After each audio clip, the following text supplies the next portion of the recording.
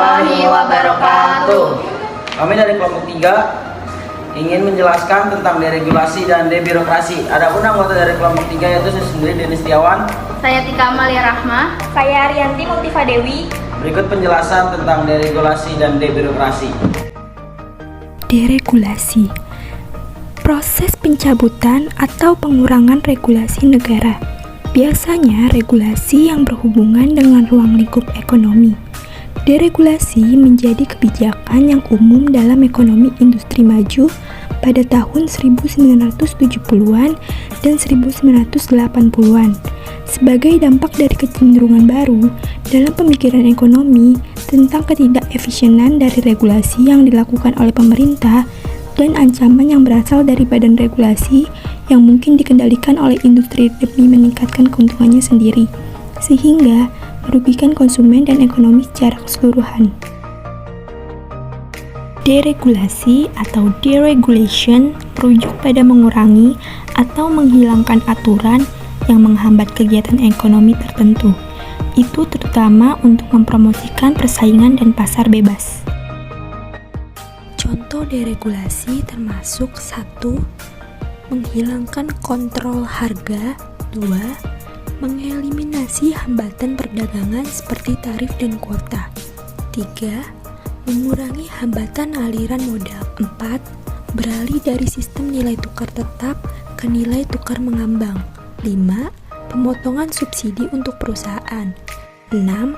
Mengurangi peraturan, persyaratan perizinan, dan hambatan lain untuk menjalankan bisnis. 4 alasan mendasar dari deregulasi adalah 1. Mempromosikan persaingan. 2. Mengurangi biaya menjalankan bisnis. 3. Memaksimalkan kesejahteraan ekonomi. Dan yang keempat, alasan regulasi tidak lagi relevan. Adapun keuntungan lainnya dari deregulasi adalah 1. Alokasi sumber daya lebih efisien. Eliminasi intervensi pemerintah mempromosikan persaingan yang lebih sehat dan adil bagi perusahaan. Secara umum, persaingan adalah pendorong efisiensi, inovasi produk, dan harga yang lebih rendah. Beberapa ekonom percaya deregulasi merangsang pertumbuhan ekonomi dalam jangka panjang dan mendorong efisiensi alokasi sumber daya ekonomi. 2. Mengurangi biaya menjalankan bisnis. Deregulasi memudahkan pengusaha untuk menjalankan bisnis. Mereka secara lebih independen dapat menentukan proses operasional dan kepentingan strategis mereka. Mereka dapat meluncurkan produk baru, menetapkan harga, memperluas pasar, mengakuisisi aset modal tanpa harus terlibat dalam perizinan yang rumit. 3. Mengurangi perilaku koruptif pejabat. Distorsi kebijakan memiliki korelasi yang kuat dengan korupsi. Bisnis yang memiliki kekuatan monopoli berusaha untuk mengamankan posisi mereka. Mereka kemudian menyuap pejabat untuk meluncurkan kebijakan yang mendukung posisi mereka. Selain itu, pejabat seringkali juga memanfaatkan regulasi untuk kepentingan diri mereka sendiri. Misalnya, kepala negara dapat memanfaatkan regulasi untuk mendukung kepopuleran mereka menjelang pemilihan umum. Keempat, menawarkan lebih banyak pilihan kepada konsumen. Untuk melakukannya, mereka dapat menawarkan harga yang lebih rendah dengan kualitas standar. Alternatifnya, mereka dapat mengembangkan produk yang unik, memungkinkan mereka mengenakan harga lebih tinggi dan memuaskan konsumen. Persaingan semacam itu pada akhirnya akan mengarah pada pasokan produk yang lebih berkualitas, bervariasi, dan juga lebih murah. 5. Meningkatkan kesejahteraan ekonomi jangka panjang. Deregulasi juga mengembalikan kesejahteraan ekonomi yang hilang akibat peraturan pemerintah. Kelemahan deregulasi. Para pengkritik berpendapat bahwa deregulasi yang berlebihan akan menghasilkan efek negatif seperti 1. Penguasaan ekonomi oleh segelintir orang. Pemilik modal menguasai perekonomian. Peta persaingan seperti alam rimba, di mana yang kuat secara ekonomi memangsa yang lemah. Pemilik modal menguasai pasar, memiliki kekuatan pasar, dan mengontrol perekonomian. Ketika telah menguasai perekonomian, mereka bertindak untuk kepentingan diri sendiri. Yang kedua, penurunan kualitas produk. Deregulasi juga dapat menghasilkan standar layanan yang lebih rendah. Karena peraturan dilonggarkan, bisnis berusaha untuk memotong biaya dan menghapus fitur esensial untuk memaksimalkan keuntungan. Yang ketiga, meningkatkan resiko sistematik sistem keuangan. Misalnya, bank-bank mengemas ulang pinjaman dan hipotek sebagai sekuritas dan derivatif, dan spekulasi pada akhirnya menghasilkan krisis keuangan. Kurangnya regulasi yang efektif. Yang keempat, meningkatkan biaya eksternalitas negatif. Regulasi penting untuk membatasi eksternalitas negatif. Bisnis saling berlomba untuk meraih keuntungan. Karena regulasi lemah, mereka tidak terlalu peduli terhadap eksternalitas negatif yang mereka hasilkan seperti polusi dan limbah. Yang terakhir, layanan esensial menjadi eksklusif. Layanan esensial seperti kesehatan dan utilitas menjadi mahal. Selain investasi modal yang besar, sektor semacam itu juga memiliki resiko tinggi. Maka hasilnya hanya beberapa perusahaan yang bersedia beroperasi.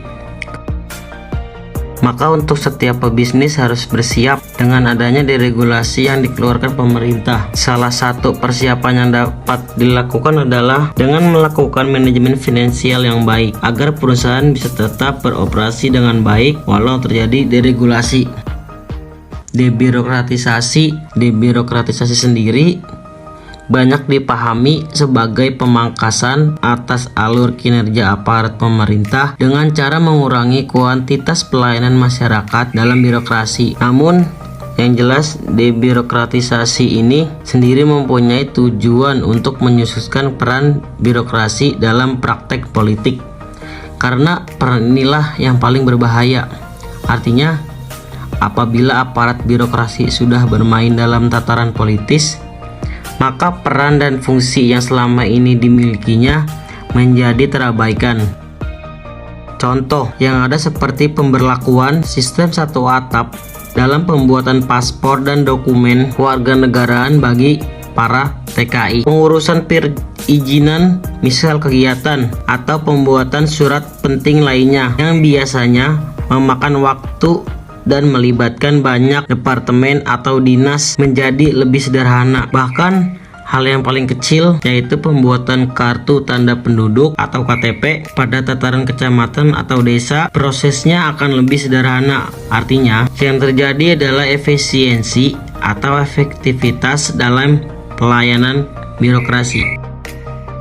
Jaminan akan adanya pelayanan publik yang berkualitas dan jauh dari KKN dengan konsep dibirokratisasi sebenarnya sudah diungkapkan secara teoritis. Artinya, perilaku menyimpang dalam bentuk korupsi, kolusi, dan nepotisme dalam birokrasi hanya dapat diberantas dengan dibirokratisasi sebenarnya sudah diungkapkan secara teoritis.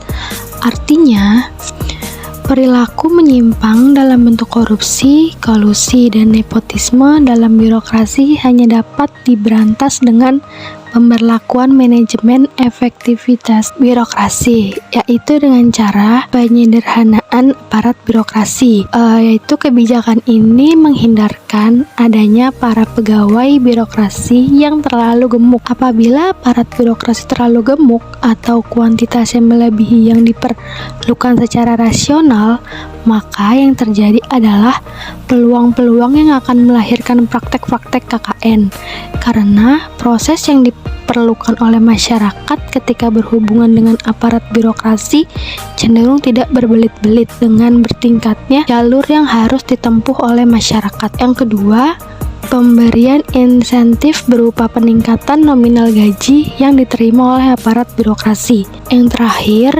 melibatkan bagaimana aparat birokrasi menjadi suatu aset sumber daya manusia yang lebih berkualitas. Dengan jaminan kualitas ini, maka profesionalisme yang dimiliki oleh aparat birokrasi tentunya akan semakin meningkat.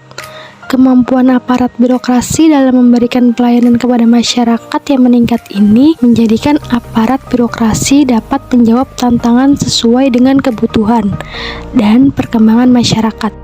Selanjutnya, Praktek debirokratisasi ini dapat menghindarkan atau mencegah terjadinya praktek KKN dan menjamin kepuasan masyarakat akan pelayanan yang dilakukan oleh pemerintah. Debirokratisasi juga menjadikan aparat birokrasi menjadi lebih profesional dan lepas daripada pengaruh lingkaran kekuasaan yang cenderung memanfaatkan aparat birokrasi.